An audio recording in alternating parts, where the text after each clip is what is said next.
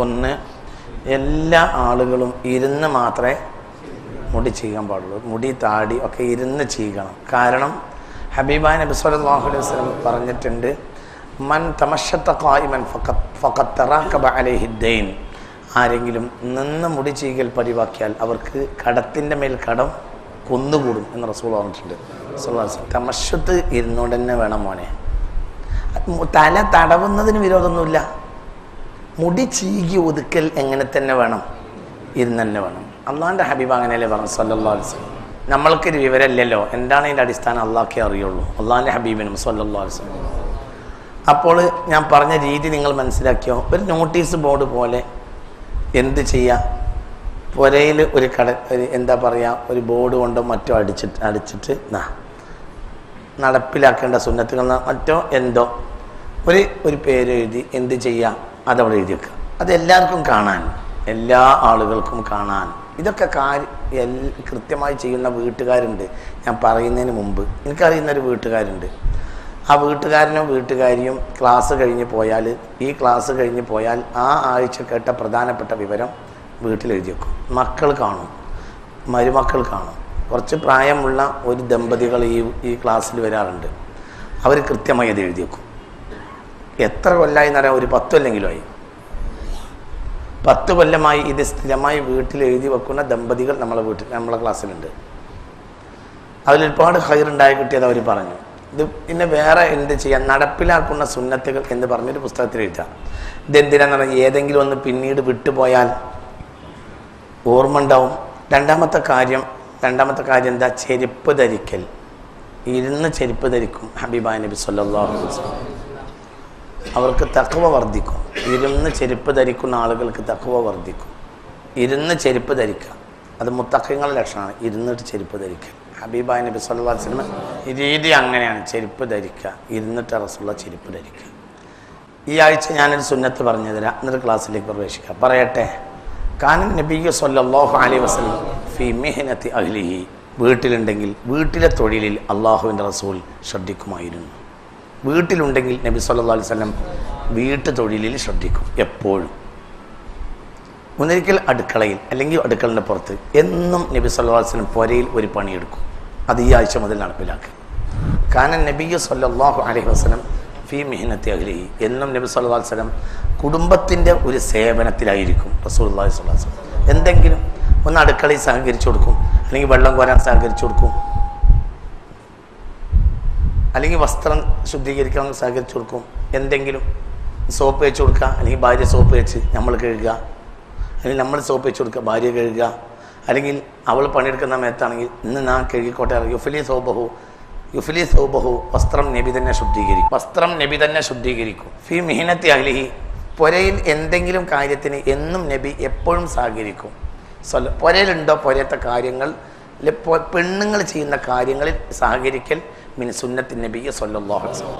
ഹബീബായ നബിയുടെ രീതിയാണ് സല്ലല്ലാഹു അലൈഹി വസല്ലം. യുഫ്ലി സൗബഹു. വസ്ത്രം ശുദ്ധീകരിച്ചുകൊണ്ട്, വയഹ്ലിബു ഷാത്തഹു. ആടിനെ കറന്നുകൊണ്ട്, വയഖമു ബൈതഹു. മുറിയുടെ ഉള്ള് അടിച്ചു വാരിക്കൊണ്ട്, ആ മുറ്റം ഒക്കെ കാന യഖമു ബൈതഹു. വീട് അടിച്ചു വാരും റസൂലുള്ളാഹിന്റെ പതിവാണ് സല്ലല്ലാഹു അലൈഹി വസല്ലം. ഞാൻ നിങ്ങളോട് എന്താ പറഞ്ഞത്, നിങ്ങൾ അടിച്ചു വാരണം എന്നല്ല, റസൂലുള്ള ചെയ്തിരുന്ന കർമ്മങ്ങളാണ്. എന്തിലെങ്കിലും സഹകരിച്ചു കൊടുക്കി. പിന്നെ നിങ്ങളെ ചോയ്സ് അനുസരിച്ച് എന്തിലെങ്കിലും നിങ്ങൾ സഹകരിച്ചു കൊടുക്കുക. അഹമ്മൽ ബിളാഅത്തുഹു മിന സൂഖി. അങ്ങാടി പോയിട്ട് സാധനം ഏറ്റി നടന്നു പോരുക. അത്തരം ആളുകൾക്ക് കിബർ ഉണ്ടാവില്ല എന്നാണ് റസൂലുള്ളാഹിന്റെ ഹദീസാണ്. കിബർ ഉണ്ടാവില്ല എന്നാണ്. അതായത് സാധനം വാങ്ങി വണ്ടി പോരലല്ല, എന്ത് വീട്ടിലേക്ക് അത്യാവശ്യ സാധനങ്ങൾ വാങ്ങിയിട്ട്, അടിസ്ഥാന സാധനം വാങ്ങിയിട്ട് നടന്ന് പോരൽ. യുസീൽ കിബർ നീക്കികളയും. കിബർ ഉണ്ടാവില്ല. അങ്ങനെയായിരുന്നു കണ്യത്ത്, അങ്ങനെയായിരുന്നു ചെറുശ്ശേരത്ത്, അങ്ങനെയായിരുന്നു കണ്യത്ത്, അങ്ങനെയായിരുന്നു. നടന്നു വരിക, ഏറ്റി നടന്നു പോവുക, അങ്ങനെ പോവുക, സാധനം വാങ്ങുക, നടന്നു പോവുക. ജീവിതത്തിൽ ഭാര്യമാരെ വസ്ത്രം അലക്കിയ ആളുകൾ കൈപൊക്കി. അൽഹംദുലില്ലാഹ്, നല്ല കാര്യമാണ്. നിർബന്ധിത ഘട്ടത്തിൽ എന്ന് പറയേണ്ട, നമ്മളെ വസ്ത്രം അവർക്ക് അലക്കൽ ബാധ്യത ഇല്ലാത്തതുപോലെ നമുക്ക് അവരെ വസ്ത്രവും അലക്കി കൊടുക്കുക. അവർ ബാധ്യത ഇല്ലാതെ ചെയ്യുമ്പോൾ നമുക്കും എന്ത് ചെയ്യാം, ബാധ്യതയില്ലാതെ ചെയ്യാം. പ്രത്യേകിച്ച് മാതാപിതാക്കളുടെ വസ്ത്രം നമ്മൾ അലക്കലാണ് ഖൈറും. നമ്മളെ മാതാപിതാക്കൾ ഭാര്യൻ്റെ വസ്ത്രം അലക്കൽ എന്താ, ഒന്നുമില്ല, ഒക്കെ നല്ല കാര്യം തന്നെയല്ലേ. മനുഷ്യന്മാർക്കിടയിൽ സ്നേഹബന്ധ നിങ്ങളെ അമ്മായിയായി ഇന്ന് കൊടുക്കുന്ന പറഞ്ഞ അർത്ഥമല്ല, അതിനൊന്നും അർത്ഥമല്ല. അതൊക്കെ ന്യായം തന്നെ. നീക്കുപോക്ക് തന്നെ. അതൊക്കെ അതിൻ്റെ ഭംഗിയിൽ പോകും. ന്യായമായി നിൽക്കും. പക്ഷെ സഹകരിച്ചു കൊടുക്കണം കാര്യങ്ങൾക്ക്.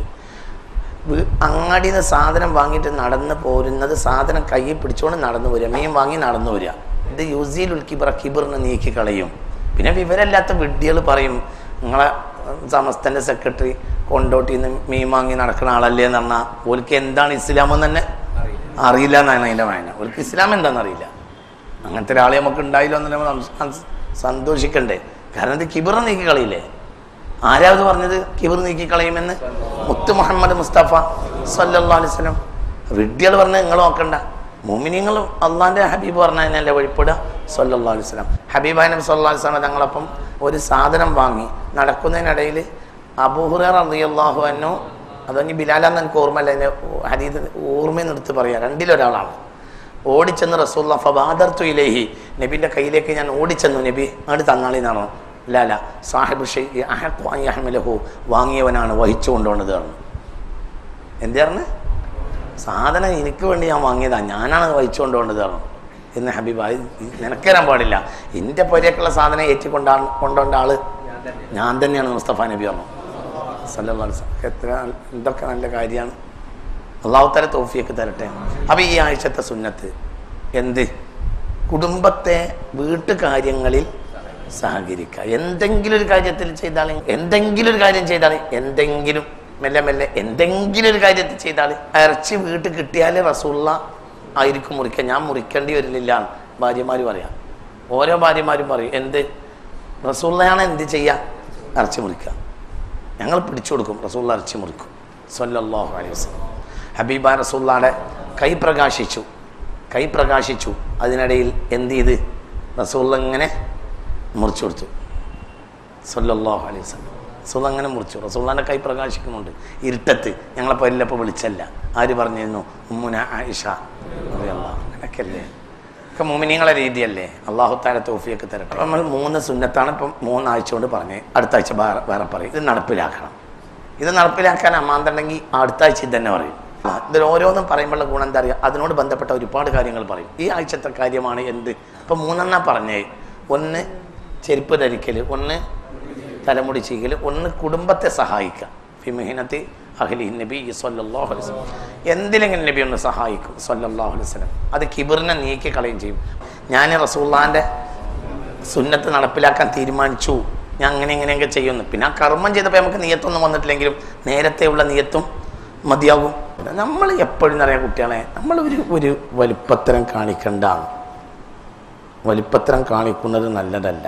അതായത് ഭാര്യമാരാണെങ്കിലും മക്കളാണെങ്കിലും വലിപ്പത്തരം കാണിക്കുന്നതിലൊന്നും ഹൈറില്ല. സുഖമില്ലാത്തപ്പോൾ ആളുടെ രോഗത്തിന് ചികിത്സിക്കും സയ്യിദ്ന ഉമർ ബിൻ ഖത്താബ് എല്ലാം. ഭരണാധികാരിയായ ഖലീഫ എന്ത് ചെയ്യും? ഏഷ്യൻ സ്കെച്ചാൽ പോവും, നടക്കാൻ പോവും. ഏഷ്യൻ സ്കെച്ചാൽ ഉമർ ബിൻ ഖത്താബിനെ കാണാനല്ല അറിയാം. വീട്ടിലില്ല, എവിടെയില്ല, അവിടെ പോവും. പിന്നെ സുബഹയോട് അടുത്താൽ തിരിച്ചു വരിക. ഇത് ഒരുപാട് ദിവസം കണ്ടപ്പോൾ ബഹുമാനപ്പെട്ട അബൂ ത്വൽഹത്ത് അൽ അൻസാരിക്ക് ഡൗട്ടായി. ഇതെന്താ ഉമർ ചെയ്യുന്നത്? എന്തെങ്കിലും ഒരു നിസ്സാരപ്പെട്ട പ്രശ്നം ഉണ്ടായാൽ ഉമ്മത്ത് മുസ്ലിമത്ത് ആകെ മാനം കെടൂലേ? മനുഷ്യന്മാരല്ലേ, എന്ത് മനുഷ്യൻ സംഭവിക്കാലോ. ഒരു ദിവസം എന്നെ പിന്തുടർന്ന് ചെന്ന് നോക്കുമ്പോൾ ഒരൊറ്റപ്പെട്ട ഒരു കുടിലേക്ക് ഉമർ ബിൻ ഖത്താബ് മെല്ലെ ഈ അരണ്ട വെളിച്ചത്തിൽ കയറി പോണുണ്ട്. അപ്പോൾ അബൂ ത്വൽഹ അവിടെ ഇരുന്ന് പുറത്ത് ഇങ്ങനെ മറിഞ്ഞിരുന്നു. നേരം വെളുക്കാനായപ്പോൾ ആ വീട്ടിൽ നിന്ന് തിരിച്ച് പാതിരാത്രിയൊക്കെ കഴിഞ്ഞ് സുഹൂറിൻ്റെ നേരത്ത് തഹജ്ജുദൊക്കെ നിസ്കരിക്കുന്ന ആ നേരത്ത് ഉമർ അവിടുന്ന് ഇറങ്ങി പോവുകയും ചെയ്തു. അപ്പോൾ എന്താണ് ഒരുപാട് ഡൗട്ടായി അബൂ ത്വൽഹക്ക്. ഉമർ ഇവിടെ ഒരു കല്യാണം കഴിച്ചിട്ടുണ്ടോ നമ്മളൊന്നും അറിയാതെ? അതോ ഇനി വേറെ വല്ല സംഗതി ഉണ്ടോ? എന്താണെന്ന് അറിയണം. അങ്ങനെ പിറ്റേന്ന് സുബഹയൊക്കെ നിസ്കാരം കഴിഞ്ഞതിന് ശേഷം അബൂ ത്വൽഹ വീട്ടിൽ പോയി. അപ്പോൾ അബൂ ത്വൽഹ വീട്ടിൽ ചെല്ലുമ്പോൾ ഒരു കിഴവിയാണ് ആ വീട്ടിലുള്ളത്. ആ കിഴവിക്ക് ആരുമില്ല. ഒരു കിഴവിയായ സ്ത്രീയുണ്ട്, ആരുമില്ല. മക്കളില്ല, പേരമക്കളില്ല, ആരുമില്ല. അപ്പോൾ ഈ സ്ത്രീൻ്റെ അടുത്ത് പോയി, എന്താ നിങ്ങളുടെ അവസ്ഥ എന്ന് ചോദിച്ചു. അപ്പോൾ പറഞ്ഞ് പിന്നെ എൻ്റെ അവസ്ഥ, എനിക്ക് മക്കളുണ്ടായിരുന്നു, മരിച്ചുപോയി, ഭർത്താവും മരിച്ചുപോയി, അങ്ങനെയാണ് എന്നിടയ്ക്ക് എനിക്ക് സുഖമില്ലാത്ത കാലത്ത് ഞാൻ ഒറ്റയ്ക്ക് തന്നെ കഴിഞ്ഞുകൊണ്ടിരുന്നു. ഇപ്പോൾ സുഖമില്ലാതെ ശയ്യാവലംബയാണ്, ഒരു നിർവാഹമില്ല. എങ്കിലും ഒരാൾ രാത്രി ഇവിടെ എന്നും വരും. അയാൾ വൃത്തികേടായതൊക്കെ മൂത്രം കാഷ്ടമൊക്കെ ഇവിടുന്ന് തന്നെ, ഇവിടുന്ന് ഈ കിടന്നിടത്ത് തന്നെ ഈ സ്ത്രീ അതൊക്കെ ശുദ്ധിയാക്കും, പുതിയ വസ്ത്രം ധരിക്കാൻ സൗകര്യം ചെയ്തു തരും, പഴയ വസ്ത്രം രാത്രി ശുദ്ധീകരിക്കും, ഭക്ഷണം ഉണ്ടാക്കി തരും, അങ്ങനെ ഭക്ഷണം കഴിക്കും. പിന്നെ വൈകുന്നേരം വരെ ഭക്ഷണം കഴിക്കാനുള്ളത് ഒരുക്കിത്തരും. അങ്ങനെ ഒരാൾ ഇവിടെ വരാറുണ്ട്. അപ്പോൾ അബൂതൽഹ കരഞ്ഞു. അപ്പോൾ പറഞ്ഞു, അത് അമീറുൽ മുഅ്മിനീൻ ഖലീഫ ഉമർ. നിങ്ങൾ വിചാരിച്ച ആളല്ല, ലോകം മുഴുവനും പേടിക്കണ മനുഷ്യനാണ് അത് ചെയ്യുന്നത്. ആര്? ഉമർ ഇബ്നുൽ ഖത്താബ് റളിയല്ലാഹു അൻഹു. മനുഷ്യന്മാരില്ലേ, ആലോചിച്ചൊക്കെ, അതൊന്ന് ആലോചിച്ചൊക്കെ ആ ചരിത്രമൊക്കെ പഠിക്കുമ്പോൾ കരഞ്ഞു. നിങ്ങൾക്കറിയാം ഉമറിനെ റളിയല്ലാഹു അൻഹു മദീന പരിസരത്ത് എവിടെയെങ്കിലും ഒരു കാഫില വന്ന് കെട്ടിയാൽ, കാഫില വന്ന് തമ്പടിച്ചാൽ ഉമർ ഇബ്നുൽ ഖത്താബ് അറിഞ്ഞാൽ ഉമർ ഇബ്നുൽ ഖത്താബ് റളിയല്ലാഹു അൻഹു കാഫിലക്കാരെടുത്തു, ഉറങ്ങിക്കോളി, അന ഹാരിസുൽ ലക്കും, ഞങ്ങൾക്ക് കാവൽക്കാരനാണ് അറിയും. നിങ്ങൾ യാത്ര ചെയ്ത് ക്ഷീണിച്ച് വരികയല്ലേ, ആരും ഇരിക്കണ്ട, എല്ലാവരും ഉറങ്ങിക്കോളി എന്നറിയും. അങ്ങനെ എല്ലാ ആളുകളെയും ഉറക്കും. എന്നിട്ട് ടമ്പുകൾക്ക് കാവൽ നിൽക്കും ആര്? ഉമർ ഇബ്നുൽ ഖത്താബ് റളിയല്ലാഹു അൻഹു. സുബഹിയോട് അടുത്ത നേരത്തെ ഫല യദ്രിബുൽ ഹവാദിജ, കൂടാരങ്ങളെയൊക്കെ അടിക്കും. കുമു, എണീക്ക് എണീക്ക് എണീക്ക്, നേരം വെളുക്കാനായി, എണീക്ക്. സുബഹിയോട് അടുത്ത നേരമാകുമ്പോൾ ഫയദ്രിബുൽ ഹവാദിജ, എല്ലാ കൂടാരങ്ങൾക്കും അടിച്ചിട്ട് വയറുഹുൽ മസ്ജിദി, പള്ളികൾ പോകും. ഉമർ ഇബ്നുൽ ഖത്താബ് റളിയല്ലാഹു അൻഹു. ഇവിടുന്ന് വരികയല്ലേ ഈ ഇസ്ലാം. ആ ജാതി മനുഷ്യന്മാരിൽ ഇതൊക്കെ കൊണ്ടുവന്നിട്ട് നിങ്ങളെന്താ? ആരപ്പി മനുഷ്യൻ? എന്താണ് ആരായി മനുഷ്യൻ? അന്ന് ഈ മനുഷ്യൻ്റെ കീഴിലാണ് ആഫ്രിക്കൻ ഭൂഖണ്ഡം മൊത്തം. ഏഷ്യയിലെ ഏകദേശ രാജ്യങ്ങൾ, ഗുജറാത്ത് വരെ ഇസ്ലാമിക സൈന്യം ഉമർ ഇബ്നുൽ ഖത്താബിൻ്റെ കാലത്ത് വന്നിട്ടുണ്ട്. ഗുജറാത്ത് ഇസ്ലാം ഭരണത്തിൻ്റെ കീഴിലാണ്, ഖിലാഫത്തിൻ്റെ കീഴിൽ വന്നിട്ടുണ്ട്. ഉമർ ഇബ്നുൽ ഖത്താബിൻ്റെ കാലത്ത് ഗുജറാത്ത് വരെ വന്നിട്ടുണ്ട്. അങ്ങോട്ട് പോയിട്ട് ആസർബൈജാൻ, അർമേനിയ, അങ്ങോട്ട് കയറിയിട്ടുണ്ട്. തുർക്കി ഒക്കെ, യൂറോപ്പിൻ്റെ സൈപ്രസിൻ്റെ അപ്പുറമൊക്കെ, ആഫ്രിക്ക മുതൽ ഇത് മൊത്തം അടക്കി ഭരിക്കുന്ന ചക്രവർത്തിയുടെ അവസ്ഥയെ പറയണത്. ആ ചക്രവർത്തിയാണ് ആര്? ഉമർ ഇബ്നുൽ ഖത്താബ് റളിയല്ലാഹു അൻഹു. അവിടെ നിന്നല്ലേ ഇതൊക്കെ വരുന്നത്. അപ്പോൾ നമ്മളെന്തിനാണ് ഇതിൽ ഒരു അഹങ്കാരം വേണ്ടത്? അഹങ്കാരം നമുക്ക് ഉണ്ടാകാൻ പാടില്ല, അഹങ്കാരമേ ഉണ്ടാകാൻ പാടില്ല. അഹങ്കാരം നീക്കിക്കളയുന്ന കാര്യങ്ങളുമായി ബന്ധപ്പെടണം. ഇത്തരം കാര്യങ്ങളിലാവുമ്പോൾ മനുഷ്യന്മാർക്ക് അഹങ്കാരം ഇല്ലാതെയാവും. ഹബീബായ നബി സല്ലല്ലാഹു അലൈഹി വസല്ലം തങ്ങളുടെ അഖ്റ ബിൻ ഹാബിസ് റളിയല്ലാഹു അൻഹു ഇസ്ലാമായി. അഖ്റ ബിൻ ഹാബിസ് തമീം ഗോത്രത്തിൻ്റെ തലവനാ. അപ്പോൾ അഖ്റ ബിൻ ഹാബിസ് റളിയല്ലാഹു അൻഹു നബിയുടെ അടുത്ത് നിൽക്കുകയാണ്. അപ്പോൾ ഒരു ദിവസം റസൂലുള്ളാഹി കുട്ടിയെ കൊണ്ട് കൂട്ടിപ്പിടിച്ച് ചുംബിച്ച് ഫഖാല, അപ്പോൾ അയാൾ പറഞ്ഞു അന്നഹു യതഖല്ലുഹ, അയാൾക്കതിൽ കുറച്ചിലായി തോന്നി.